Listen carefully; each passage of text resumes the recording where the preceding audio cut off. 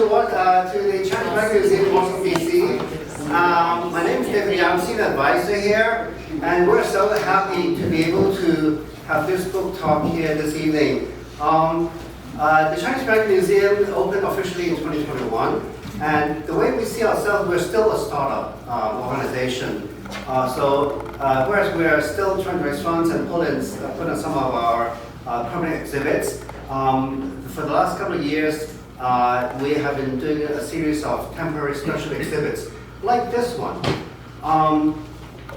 This Corky, Thank You to Corky show came about when Corky Lee spoke to our previous executive director, David Lui, that he wanted to do something here in Washington, D.C. That was back in 2019. And obviously, our entire community was shocked to the core when he passed away in January of 2021. So we still wanted to keep that promise to Corky that we will put his show for the public. And it's just in his memory to promote his legacy of what he has done over the past literally 50 years for our community.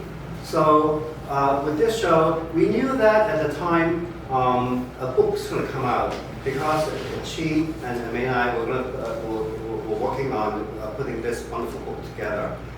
So we kept it purposely off show until now, so that this book launch can be the bookend for this whole exhibit. For this show, we are extremely happy to have giants amongst our community, Sojin Kim and Phil Nash, who curated the show, and then again we're so delighted for them to be here. Sojin moderating this talk, and Phil being a lifetime friend of Corky's, to talk about the Chee, and Virgil and Johan back there. So I'm sure they'll chime in with plenty of stories about Corky, who he was, his personality, and his work ethics, and his photographic eye, and what he did for us. So, Sojin, take it away. Thank you. First of all, can you guys hear? Are you guys want to use a mic? How do you feel about your voices? It's okay with me. Can you hear me? Can you hear Chee? Yes, I can hear you fine. I know Phil is good room voice. Yes. Okay. So thank you. Thank you, David. Thank you, Penny. Thank you also to other David, who invited us to work on this project. It's been a real pleasure and honor. And so we're excited to be here tonight to launch and celebrate this beautiful book, which is about 5 decades of photographic justice as undertaken by photographer Corky Lee, who, as David said, is just really greatly missed. We're really grateful that John is here, Corky's brother, Virgo, Chee. They got in a car and they drove down here today. They're heading back to New York this evening. It's a huge honor to have them here. So this is how we're going to do it. We're going to have a discussion. We're going to have some questions. We're going to talk a little bit about the book, and also Chee and Phil knew Corky at different times and in different ways, so we want to have them share their stories about him. And then we're going to open it up to Q&A, and we're going to invite Virgo and John to please be a part of that for sure. And also, if they say anything that sounds a little wrong, chime in. So we want this to feel like a discussion among all of us. I may also have to act as a censor. Whatever suits it. But let me tell you that this book just came out. It's beautiful. If you have not taken a look at it, it is for sale downstairs. I hope you will buy it. I feel like it's going to, the press is going to have to do a second printing soon, because it is gorgeous. I mean, most of us are used to being able to see Corky stuff everywhere, but in many different places. Like, you see it in a book, you see it in an exhibit, you see it in a film. What's amazing with this book is to open up and see a huge critical mass of Corky stuff in one place. And so not only did the co-editors put together a beautiful book, but they also invited contributors who are really luminaries of Asian American studies, who are activists, who are artists, who are collaborators, and they have their voices in here too, so it's beautiful. So one of the co-editors is May Nai, and May Nai is the Lung family professor of Asian American Studies, also a history professor at Columbia University, and she's the author of many books. She has a new book out called The Chinese Question. May could not be here tonight, so we're really sorry we're missing her. She will be back for another book signing in the area next month. But we are really happy that Chee Wang Ng is here today, and Chee is a New York-based artist. He's a designer, he's a photographer, he's a curator. He wears many hats, he's a jack of all trades. He has exhibited his work, he's lectured around the world as well as around the country. Recently, you were also artist in residence at the Newberry Library in Chicago, right? So we are really grateful that you're here. And then to be in conversation with Phil Tajitsu Nash, who is one of the co-founders of, one of the co-presidents of Asian American Legal Defense and Education Fund, and also one of the co-founders of Asian American Justice Center. I first knew Phil because of his writing, so those of you may have read his writings in Nichibei or in Asian Voice. He's also a curator. I saw his work at the Smithsonian Folklife Festival in 2010 when he curated the Asian American program. But I'm excited to be able to hear their stories. I know everyone has their Corky stories. I'm really excited to be able to hear these guys talk about the person that they knew and loved. So I'm wondering, before we actually have you introduce yourself in terms of your relationship to Corky, I'm wondering if you could first just get us all on the same page about who was Corky, like where did he come from? Can you tell us a little bit about his background? Well, Corky is brothers here. This is where the censorship might happen. Yes. Well, he called himself the ABC from NYC. He's American-born Chinese from New York City. All right. He's the son of he's a paper son. So, and you know the stories of the paper sons. The Corky family finally, took back the last name Lee, which is the family name, and Corky pretty much come up. One of the things that I would like to share with people is that everybody say, oh, that's Corky's picture, that's Corky's pictures. What about Corky's pictures? But one of the things that really distinct Corky's photograph from another person is that Corky was an American history major in Queens College. All right? So whenever he take a photograph, he took it with a historian point of view. He is, if you know him, okay, those of you who have never met him in person, you miss an opportunity to meet this personality. He's so engaging, all right? So, and every time you meet him, he has a story to tell you. Oh, I'm telling you this, I'm telling you that, and that's what I'm trying to collect together, put together to a book. And Corky pretty much came of age in the 70s, and he was a conscientious objector, but he served with the American Court Visitor, and he was appointed to be a community organizers with the Twin Bridges, and that's where he engaged with the community, and one of the founders of the Basement Bookshop, and from there he started with photography, and that's when his work comes into play. And more than anything else, not only that he wanted to take one photograph, but he took consistently 50 years of photography, and that gave us the foundations of what the Asian Americans movement was all about. And about the 70s, you know about Corky in the 70s. Walt Whitman, the poet, said, "I contain multitudes." And when I think about Corky, that is the perfect way to describe him, because he was so multidimensional. And many people see him as a photographer. He was a wonderful photographer. But he was a wonderful raconteur. He could tell stories. He was great behind the camera. But then, after a while, he started showing up on the stage, and he was an MC for all these different events. He's the kind of guy who would build community one person at a time. He would come up, he'd get to know you. The fact that his photographs were so good, I attribute it not just to technical skill, but also the human interaction skills. He's the kind of person that everyone in this room probably has a Corky story. Everyone I talk to all around the country feels they knew Corky. And so he would come up to you and say, "Oh, how's your grandmother doing?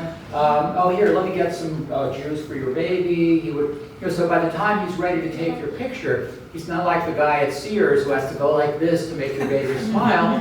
He already has a rapport with you. And I think in all the pictures you see here, you see Grace Lee Boggs smiling over here. You see He's out with labor organizers. He's doing so many things, but people are looking at the camera. They're not afraid of him. They know he's a known quantity. He was here photographing the lion dance last year, and the year before that, and the year before that. And I was just talking to Chee before we got started about this book. I knew Corky for almost 50 years, and this really captures Corky. I mean, it's got his whole life in there, and I don't think I would change anything. It has stuff chronologically about him. At the same time, it's got focused things, talking about labor groups, people in the arts world, and all the different things, because Corky was, on good terms with everyone. And the thing that's really beautiful too, yes, he was a conscientious objector, but he understood the people who had done their service, and he was very active with American Legion, with other things. He went and celebrated people, particularly the Asian American aspect of that. So let me stop there. We could all go on and on about Corky. Well, you know what? While you have the mic, or you both have your own mics, but why don't we start talking about how who you are and how you came to know Corky? Why don't we start with you, Phil? Since it goes back into the 70s, and then we'll come to Chee. Yeah, I first met Corky at the basement workshop. That it was a group where people did photography and dance and martial arts. That's where the Chinatown History Project started. And a lot of us were just there as organizers. I was there and helped to form the first Asian Pacific American Heritage Week Festival back in 1979. This is when President Carter asked us to start this. And Corky was involved with that. And even then, Corky had a vision that was more than Chinatown. I love this book because it starts in Chinatown and it ends in Chinatown. But he was Pan-Asian before there was Pan-Asia. And there's a picture here of a Sikh with a turban and stuff. He was coming to the Japanese American redress programs. He would celebrate the Korean Americans. He would watch the Filipino Americans do their Penchak Salat. He would, he was always there at all these different festivals. And so I got to know him through that. I was involved with the U.S. Commission on Civil Rights, and I remember Corky had some pictures that they needed for a workbook. And these people said, well, Corky, you're a community-minded guy. Why don't you donate your pictures? And I had to remind them, excuse me, you guys have a job, you have a pension, you are getting paid every 2 weeks. Corky is a freelancer. Corky would go out, take the picture, and remember, this is before the cell phone. So he would take a picture, remember you only got 24 shots, he would take the picture, he would go to a lab to get it developed, and then he would have to look at them, get the best one, and then he would take a cab uptown to the New York Times or New York Post, wherever it was. And this is what he did over and over again. So he celebrated our history, and our history is here. But he put a lot of blood, sweat, tears, and his own money into capturing this history. So again, I can go on, but those are some of the ways I got to know Corky, and I'll talk more later. What about you, Chee? Well, I met Corky very much in the late 90s. And after graduating from aeronautical design, I was a magazine designer in Stamford, Connecticut. But I spent all my weekends in Chinatown, and before I know it, I say, hey, there's a job in New York. Yeah? That's where I went. And in New York, as fresh to New York, you try to attend any of the social events, and I went to any of the Asian events and see what's happening. But before I know it, this guy is always there. And then this guy, as you said, like Corky's always there, and of course, we start meet each other in all these different Asian American events. And to the point, it came to my mind, saying, oh, it would not be a officially Asian American event if Corky wasn't there to officiate it. Okay? For one night, could be taking 3 or different events, and that's Corky. And before you know it, and because Corky always prided himself as a self-taught photographer, and I was working as a graphic designer, and Corky, full-time job is supposed to be a printer, a rep, and I designed for the community, China community, different organizations, their graphic stuff. And where's the cheapest place? XP. And of course, you being part of the CAPA, where's the first office? At XP's office, under whose leadership Corky, right? He was one of the founders. So whenever I print things, the cheapest printer, XPD. And who do I see? Corky. All right. So we have started with a good relationship, and they say, oh, Chee, I took this, this whatever occasion. Your face is dead, and they show me the contact sheet. But as a photographer, you don't show people your contact sheet because that's where people know you make mistakes or whatever. But he knows that I'm from good art background, and he would just give me the white pencil. I would circle it. Hey, Corky, this is a good print. You need to burn it, and he would let me do it.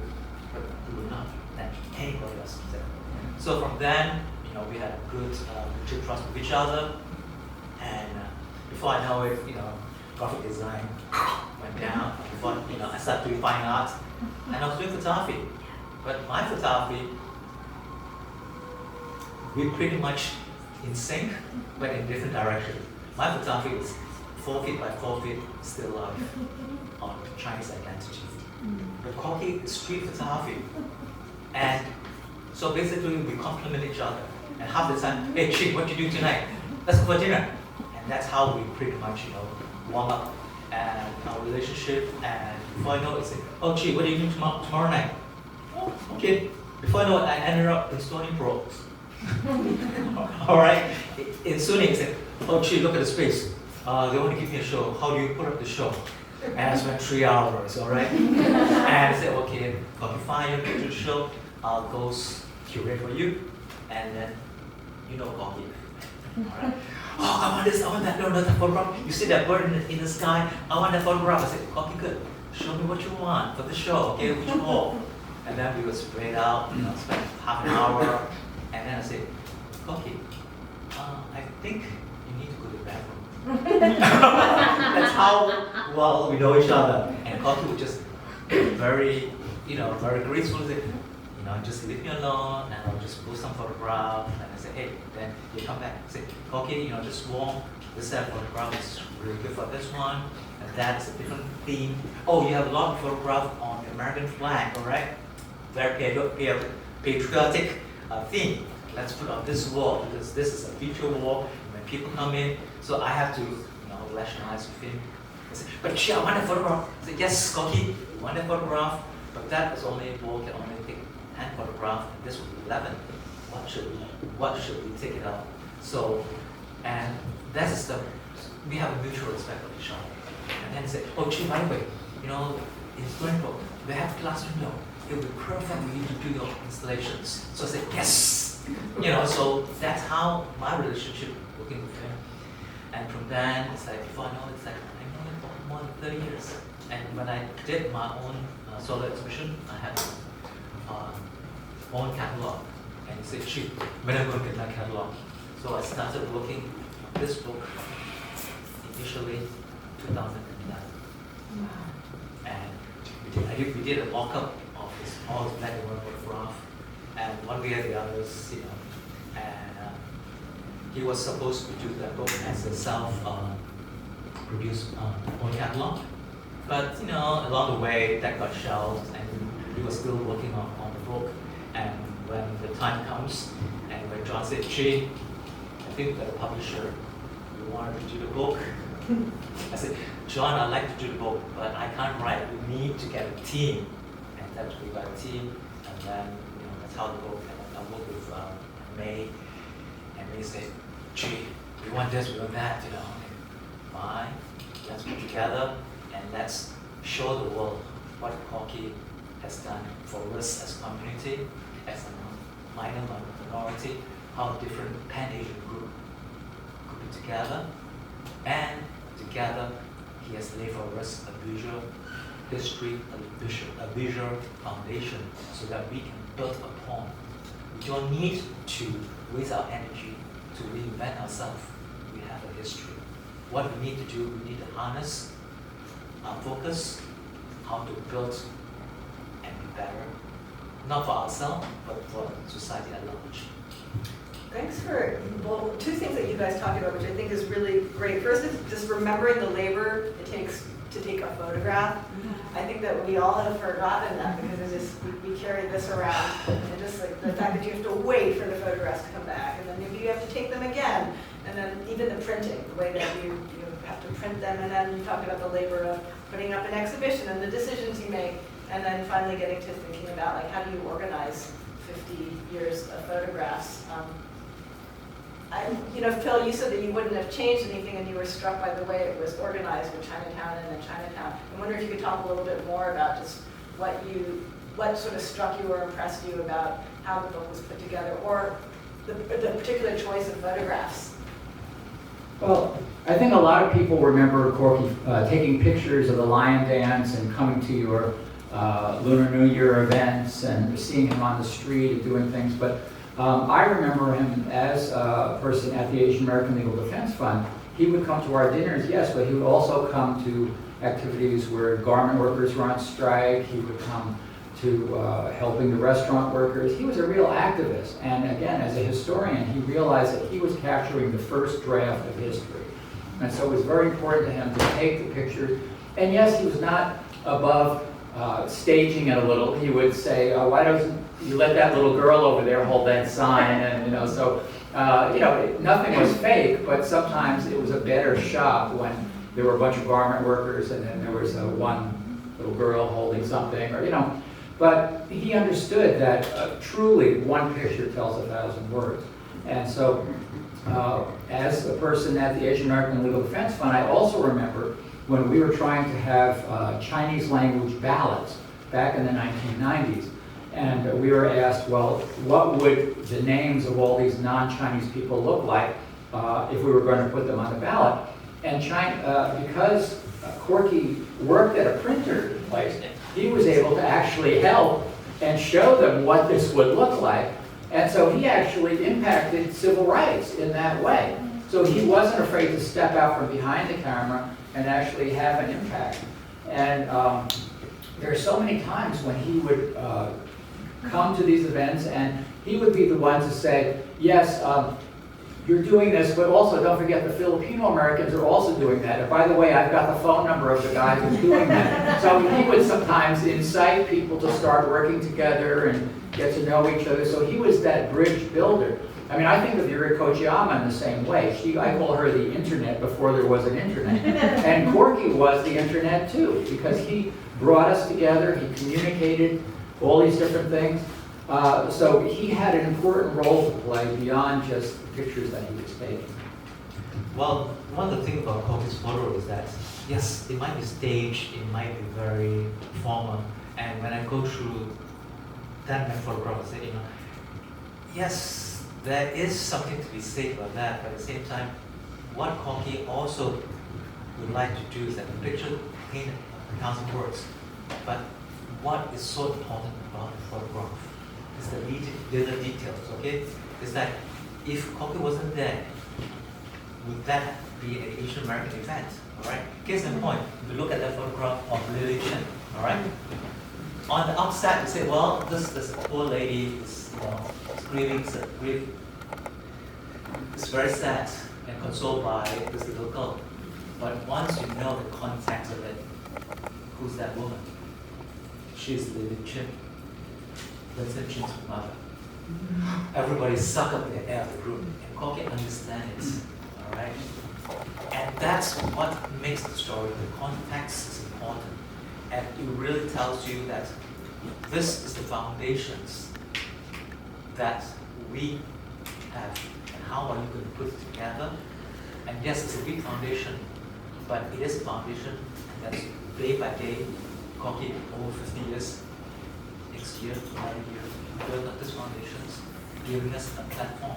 If not, and one of the things is that we invite all these great people to write for us in this book. And some of the people are so articulated. We invited David Henry Huang. You know who David Henry Huang is, the playwright, okay? And we did a show for Corky over at the New York State Eastern District for the Art House. Beautiful show, and I gave the artist talk, curated talk, and David Henry Huang was there. And he said, hey David, why don't you say something about Corky? He said, wow, Chee, the photograph that you picked about me in the book, I don't even remember what that event was. But guess what? Corky's remember. I was about to cry. That's what photography is all about, okay? But all of us are living our busy life. But there is this person in Corky, takes his own time, private time, personal time to attend each event. Yes, some of the events might not be important, but giving the volume, the quantity, that set up these foundations to say, hey, there's this event, and because of this event, what happens next? Case in point, when we go to see movie, we say, oh, the multinational cast, but remember, what happens, 20 years ago, Mr. Icon, guess what? Corky has the photograph. All right, so that's what's important, that's what context, and that's what makes the photograph much richer. And look at that photograph over there of which is one of my favorite, which is Chee Wang Ng. But in that protest, do you know that there were 20,000 people in that protest? It's not a small number. But guess what? We don't understand 20,000. But look at the photograph. Look at all these young people. And one of the guy over there is actually, he was in Brooklyn High School, and he's right now a cardiologist. If Corky did not take that photograph, we know. All right? This is what the context is all about. And it's in the book. What you said, Phil, and what she was saying now, right? So photographers and journalists are doing this first draft of history. So, do you think, at what point do you think he begins to get a sense of the value of this volume of things that he's chronicling? Or what the project is? By when do you think he figures out what this project is, right? Well, it's always a positive response loop. He would take pictures, people would love them, he'd get positive feedback, and after a while, like I said, he moved from behind the camera to actually going on stage. Like everyone, he likes getting positive feedback. And I think he realized that he was having this positive effect on everyone because he was documenting, but then also, like I said, he was kind of pushing the history in a particular way. And it was a way that was very humanistic.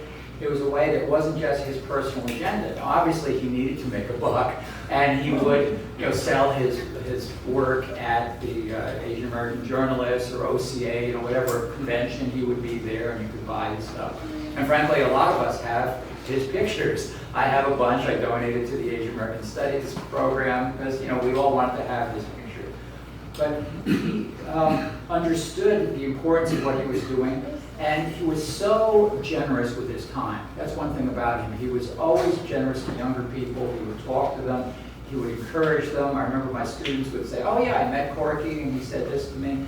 He understood the importance of what he was doing, but not because he was great.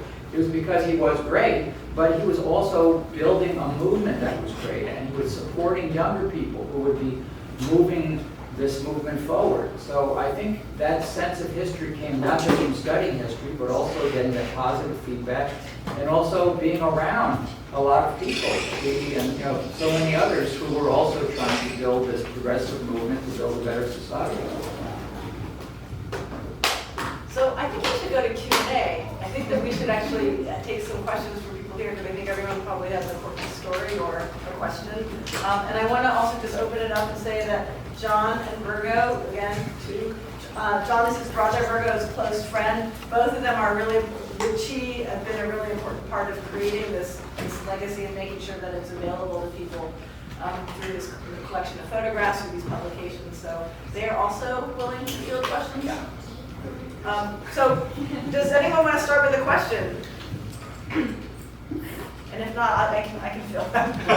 Yeah. Actually, I just have a statement. So I'm the grandniece of Corky Lee, and he's nodding his head because it's legitimate. That's not making it up. And that picture there, I didn't know for the longest time was my grandmother's sewing machine.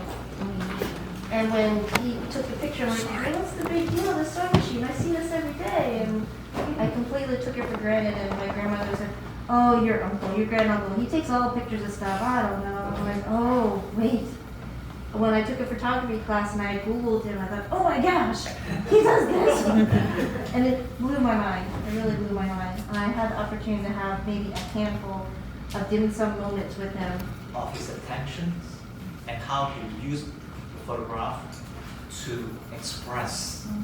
And as you know, Corky, those of you who are lucky enough to meet him in his lifetime, there's a sense of his presence and what he wants to share with you. That story, that narrative is very important. So whether he, there's a photograph of the sojourners. Sojourners are basically Chinese bachelor who came and then he said, Chee, I spent 4 hours standing on the same spot to wait for the people to get on the right spot to take the photograph. He composed it, but there was a different period of time where you can see in the book where his personality grew. Whether they want to express the Chinatown, whether they want to express the consolidations of different ethnic and Asian group, and you know, some people say, oh, it's, as you say, what's the big deal of lion dance? But in Corky's photograph, but where was the lion dance performed? You know, it's not somewhere in Asia, and then way behind you see the American flag. That's Corky's signature. You know, the more I look at Corky's photos, and I've looked at them for over 40 years, there are so many levels of complexity. Like the Sojourner picture that you mentioned. There's these 4 gentlemen who are standing there. They're clearly people who are either waiters or somebody in Chinatown. But then behind them, there are these slabs of meat that are hanging. And the question that's raised is, are they being treated as objects, these 4 gentlemen, because they are nameless people? They are, you know, so Corky would do something like that where he would just, you know, he would question things. There's one of my favorite pictures is one with a bunch of mailboxes. And they're like mailboxes you see in Greenwich Village, in Chinatown, and there are names of people there, and somebody's name is crossed off, and there's another name. And any one of us who's had family members who lived in those type of tenements and walk-ups, you know, it really speaks to us because, you know, my family didn't write in Chinese, but they wrote in Japanese. And they, you know, they had these type of boxes. You know, somebody could just break it easily with a screwdriver. But, you know, this is the life that he was capturing. And I appreciated your comment when you say, well, that's just grandma's sewing machine. He knew that this was something that would be meaningful to people. And so he captured this still life of a bunch of a bunch of mailboxes.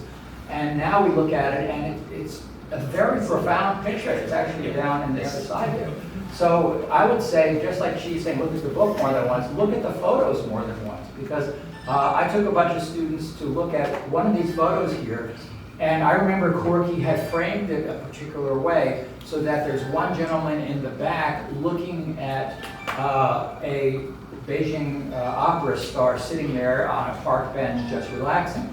And so from a technical point of view, it's nice to have that perspective. You've got one line going here, one line going here. It's the Beijing opera person's in the middle.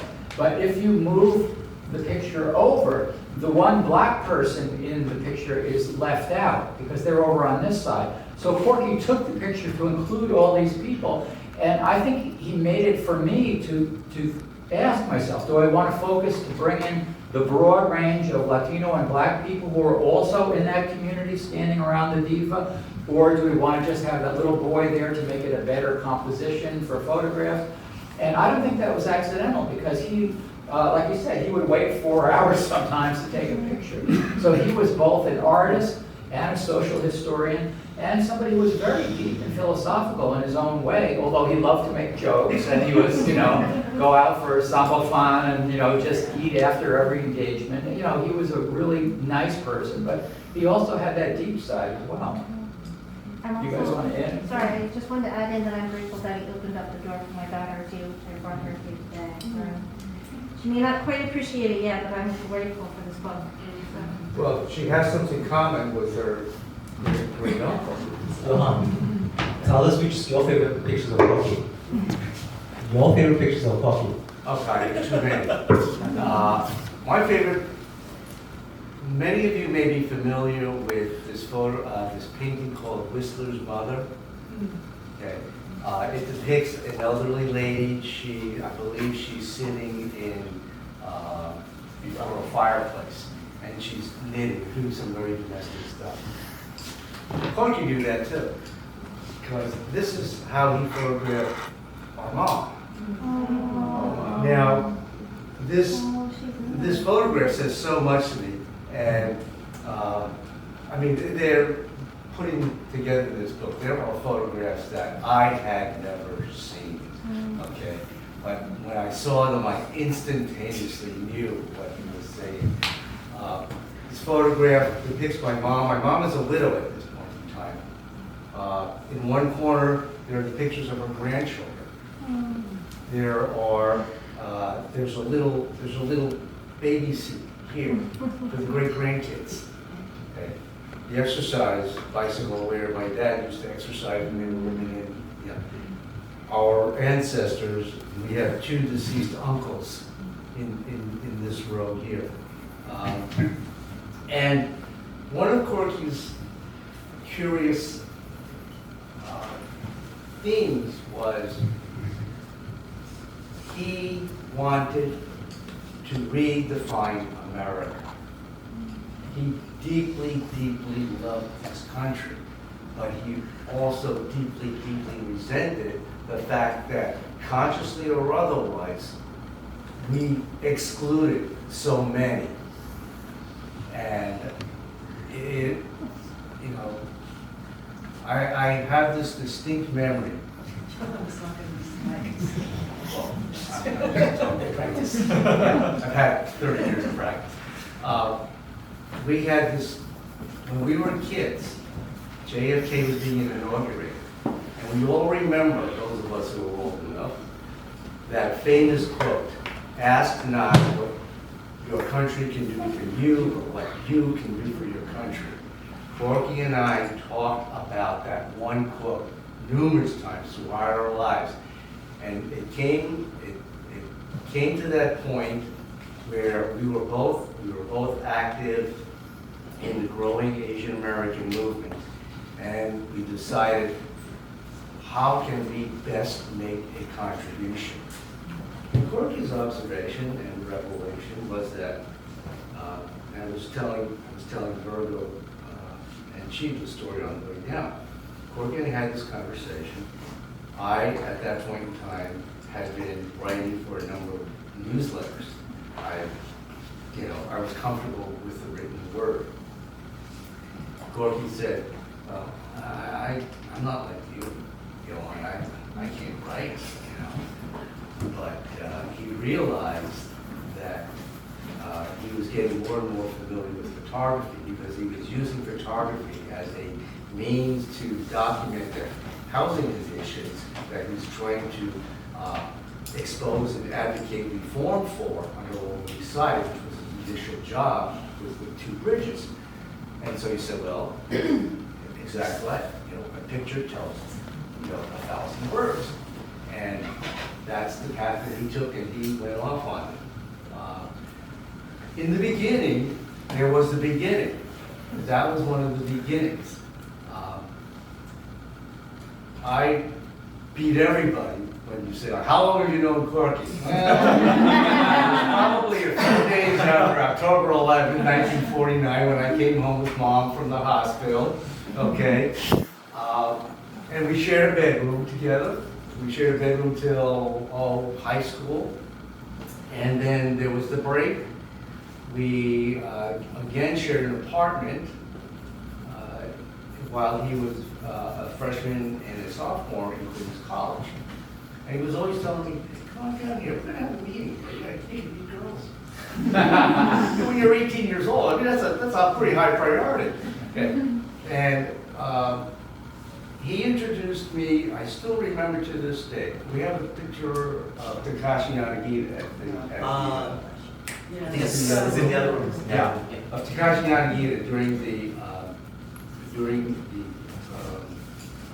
Confucius Plaza struggle. Okay. Corky said, hey, there's this woman, her name is Mariko Chiyama, her husband, they're having this meeting, we're playing an anti-war demonstration. Come up to Harlem. Okay, so I went up to Harlem. Then I walk in, And Takashi was, at that point in time in my life, the biggest Japanese American I had ever seen. He looked like he did in that photograph, kind of like a mad Buddhist monk. That was my image. It's like, wow, it's a samurai movie come to life. Yeah, and I met Takashi. We started out as Chinese American activists. We became Asian American activists because in that room, I think that's where I met Jan and Brenda Suna, who were a Korean couple, who were doing wonderful things in South Korea. And I keep telling them, come on back. You know. So eventually we came to realize we weren't just Chinese Americans, but we were also Korean, we were Japanese, we were Filipino, and the advantage or disadvantage, depending on one's perspective, of being of Asian descent in the United States is you're the eternal foreigner. You know, my two daughters were born in La Jolla, California. Last time I checked, it was on American soil. That makes them by natural birthright, by the way, due to a Chinese litigant, a natural-born American citizen. I tell them, you are American. All Corky wanted to do was to have all of us be Americans and to know that we all individually and collectively contributed to this nation. And that's what America really is all about. I tell my daughters, this nation is not built on natural borders, it is built on an idea. And that idea is that you give a person a chance. And that's what Corky was trying to do. He was trying to tell the world that we have the same desires as you do. And we can work together. We have worked together. When the African Americans started the Railroad Porters Union, it was kind of touch and go. And then they united with the Filipino porters who were brought in as strike breakers. Boom! Success! Okay? When Cesar Chavez was hitting roadblock after roadblock in California with the UFW, one of his advisors said, you gotta bring in the Filipino workers. He did so, and UFW took off, okay? Because the stuck, the braking never, stopped there. When Japanese Americans were seeking redress for the internment, okay, one of the primary movers and backers of that entire campaign was what? The NAACP. Okay, so that's what Corky was trying to tell us. Work together. We all have the same goal, okay? And together we make the world better. So. People ask me, well, what are we going to do with Corky? Well, we're going to do what he would want us to do. Corky's still with us, I tell everybody, because everybody, loves and admires my brother, so they all should. Okay, I won't tell you about some of the bad things he did to me. I kept telling Richie, my little brother Richie, and I was telling Louisa the story. Corky, Richie had a loose tooth. And it was Corky who came up with the idea, let's tie a thread or a string around Richie's tooth, and we'll tie the other one to a door, we'll sling the door shut, and see what happens, right? The theory was that the tooth would come out. Well, and and Jimmy and I said, I don't know. And Richie said, like, is that gonna hurt? Is it gonna hurt? And it's like, no, it's not gonna hurt. Don't worry about it. I'm my big brother. Would I do that to you? So that's what we did. Slammed the door shut. I don't remember which one of us did it. Okay. Slammed the door shut. All right. A horrific yowl from my big brother. Tooth came flying out. Thank goodness. All right, it worked. We didn't have to try a second time. And so but Corky was.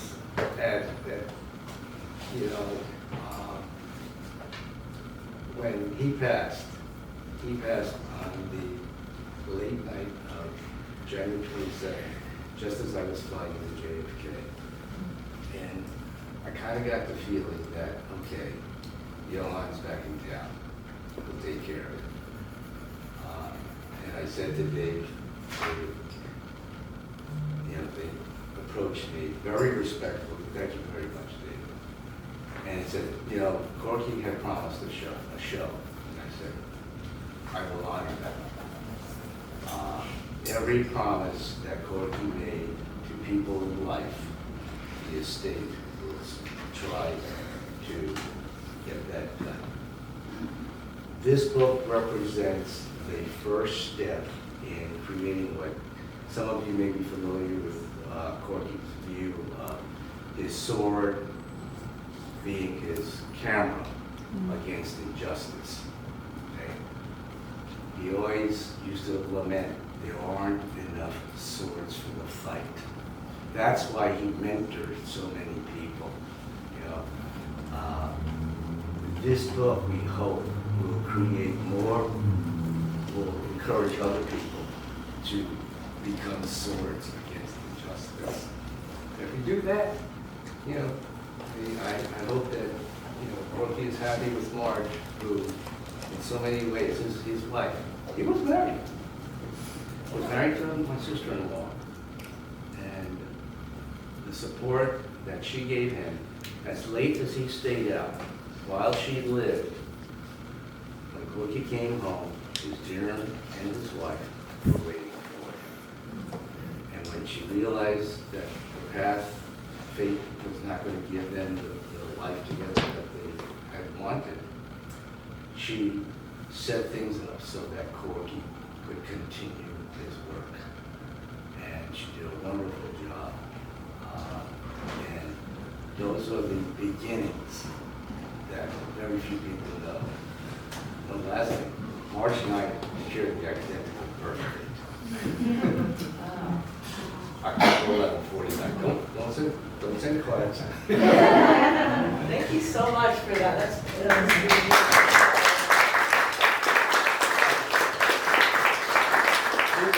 This man is the man who, you will not find his name in any of the credits of the book, but it would not have been done without him. He is the, you know the story of the, you know, what's that, the